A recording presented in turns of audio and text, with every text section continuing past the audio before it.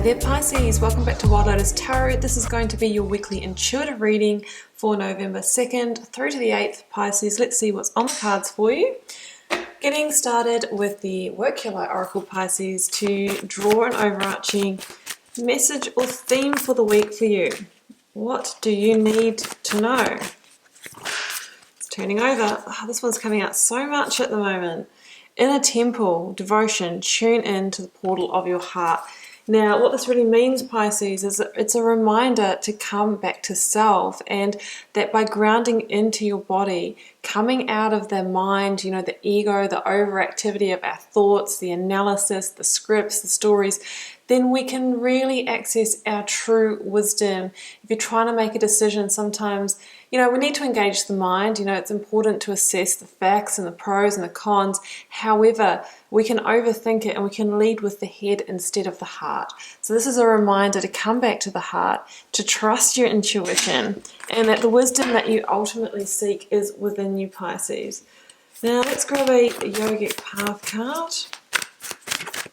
There we go. Ooh, Muladhara Chakra.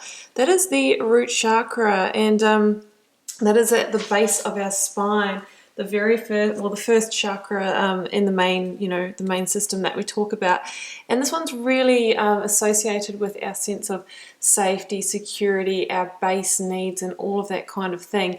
If we're really sort of operating from this place, we can be operating from a place of ego, or, you know, we can also be in that little bit of that fight, flight, or freeze kind of survival state, that very primitive state. So sometimes we need to, you know, learn how to step into that divine feminine, that receivership, that relaxation, you know, that heart-centered energy in order to kind of come out of that root chakra.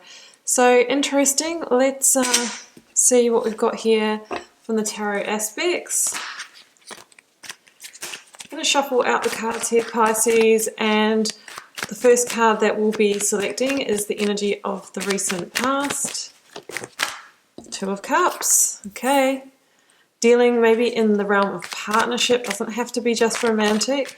Can be business partnership, can be friendship, soul connection. I have got the Knight of Cups in the current focus energies, as the Wheel of Fortune is at the bottom of the deck. There could be some kind of predestined meeting going on this week for some of you who this reading is for. And I have got the Hanged Man in the outcome position. But the good news is that we have the Chariot, the card of Cancer, here at the bottom of the deck. So if there is kind of like a moment of stagnation or pause, you know, I do see you moving forward in the near future. I don't think it's going to be for long. So we've got the Three of Pentacles clarifying the Two of Cups. I have got the Three of Swords.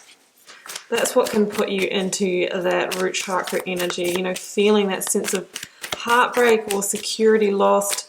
I have to grab some clarifiers for these. Clarifying the Hanged Man. I have got the Eight of Cups. Yeah, card of Aquarius, the star at the bottom of this deck. So, I'm going to grab one more for the Two of Cups, Three of Crystals, which is Pentacles, by the way.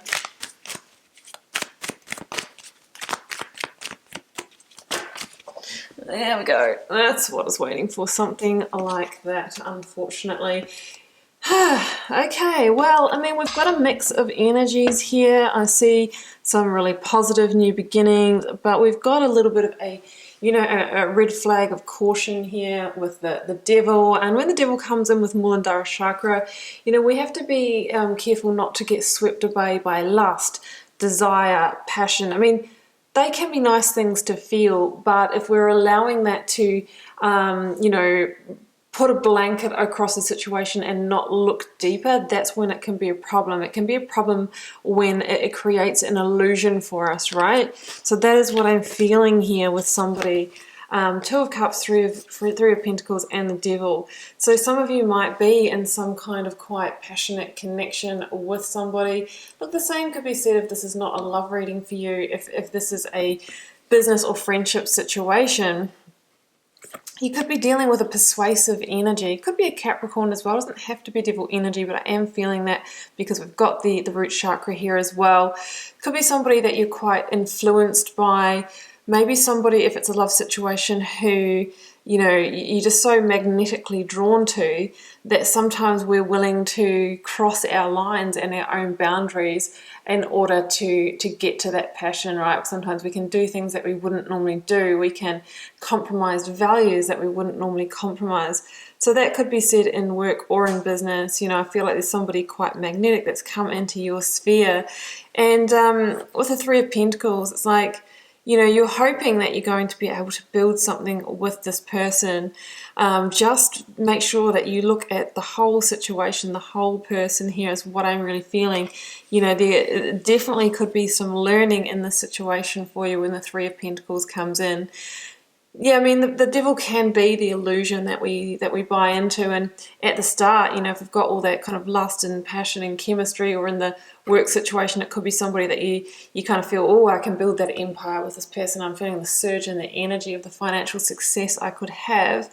You know, however, it can become toxic, that situation, right? Because, you know, we're getting swept away in it, we're getting swept away in the ego, and we're not tuning into the portal of the heart. Instead, we're right down there, you know, in all of the charge of the root chakra, you know, living out those ego dreams. So there's a word of caution to be careful that we won't ignore red flags, because we are, you know, we are intoxicated. That's what I'm feeling, intoxicated by this personal situation. Now we've got the star here, which is interesting. It's the card of Aquarius.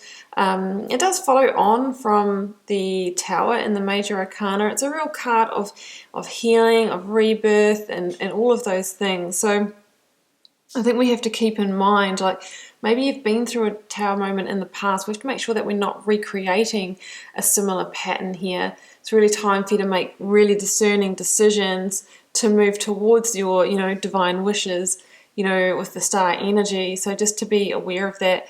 I mean, justice is showing itself underneath that as well. So we don't want to get ourselves in a situation where we're either facing justice or another tower because we've been intoxicated by the illusion of somebody. So am feeling that, guys. Yeah, I mean, Knight of Cups and Three of Swords. I mean, this could be, you know, a severing of ties with this person. I'm just reading the energy of the cards, guys. Obviously, I wish it was all, like, you know, positive. But at the end of the reading, just keep in mind, we do have the Chariot, and the Chariot is a card of victory. But I'm feeling, obviously, with Three of Swords comes in with the Knight of Cups. This can be a disconnection or a rejection of an offer of emotional or romantic advance here. This could be kind of an awakening to this person's true agenda as well. But the Three of Swords can be hurt, can be heartbreak, and that could be because, you know, you had a lot of expectations when this connection came in. There's so much passion and chemistry, or even like professional chemistry with this person, that you really wanted it to be the real deal. But I feel like there was some shady undercurrents or red flags, and maybe, just maybe this week here, Pisces, you decide to do the right thing here and come back to the portal of the heart, right? But first of all, we're going to feel the pain of this situation, but it's going to allow you to go into your intuition and really feel into the situation. And Three of Swords is a heart energy as well. And it says, you know, drop into that portal of the heart. What is it telling you to do? And I think it might be telling you to save that cup, or just make sure that you are going to give and receive that cup of love or connection to the right person. You know, there might be something to be resolved here for some of you, but just to keep that in mind. And it's interesting because we've got the Eight of Cups and the Hanged Man here, and the Eight of Cups is about, you know, in the near future having the realization that there was a fundamental piece missing in the situation, and it could be because that, you know, the intoxication starts to lift, right? That doesn't last forever. It's generally like it's a very chemical process, and when that starts to lift, when the honeymoon period is over, and that can be with a career, that can be in a relationship, it's not just limited to love, we really see what we're left with. We really see the bones of the situation, and I think you're going to realize that actually there was a cup missing all along. The Eight of Cups is a realization that there's a fundamental piece missing, that you can't complete the picture within this situation, and you make a conscious decision to go and find that missing cup, right? And maybe this Knight of Cups here is actually the foreshadowing of, well, if we do feel the pain and disconnect from the situation and then leave it, then that right person with the missing cup will come in sooner than we really think it will. So the Hanged Man for me says, yeah, there could be a period where you're feeling a bit suspended, not really happening. I'm feeling a little bit stuck, but I really don't feel like that's going to be long. There could be some information or enlightenment or an aha moment that you're waiting to land before you can kind of free or liberate yourself, before you can actually move on properly from this situation. And it could be some true colors being revealed about this person that really makes you think, okay, well, the spell's kind of lifting. I'm seeing it for what it is. I can see this person's not really good for me. That is my surrender moment. That is my moment of acceptance to then move forward and free myself. And the Chariot is a great victory, and it's about once you've made an aligned decision, once you've brought yourself back into balance and you've got clarity on the situation, you can move forward at pace, right? But it's all your choice through your intention. You might need to leave some kind of comfort zone in order to move on from the situation. This person could be sort of quite close to you, in your home, in your place of work, that kind of thing. So there could be a physical actually removing yourself from the situation. But the promises are great, is a victory. And it's number 7 in the Major Arcana, and in tarot that's the number of attainment and understanding. So it says that, if we do move on, 8 of Cups, we will attain that missing piece, but it's not in this situation, potentially it's somewhere else. But I really feel that when you free yourself up, it can come in. Somebody who's aligned, somebody who's going to make you the right offer instead. Oh, Pisces, okay, well, I'm going to leave it there. It's quite a specific reading, so obviously it's not going to be everyone's reading this week. It is a general reading for the collective, so just keep that in mind. If you're called to share, please do leave me a comment. I read them all and try to respond to as many as I can. Helps me get to know you guys and connect with your energies, and I will see you back here next week for another message.